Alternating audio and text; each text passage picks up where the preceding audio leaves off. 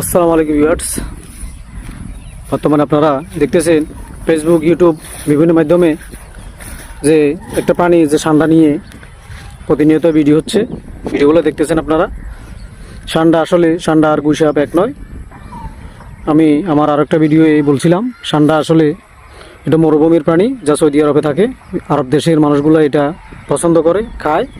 বাঙালিরা তেমন পছন্দ করে না। আর গুইসাপ দেখতে খুব একই কালার, একই সিস্টেমের, কিন্তু না, গুইসাপটা এটা খাওয়া যায় না। আপনারা সান্ডা মনে করে বাংলাদেশের মানুষ গুইসাপটাকে ধরে হত্যা করতেছেন, খেতেছেন। এটা বিষাক্ত, এটা খাওয়া যায় না। এটা খাওয়ার পরে হয়তো বা আপনার শরীর খারাপ হবে। আপনাকে হাসপাতালে অনেকজন দেখছেন ভর্তি হয়েছে। তো এই জিনিসটা করা যাবে না।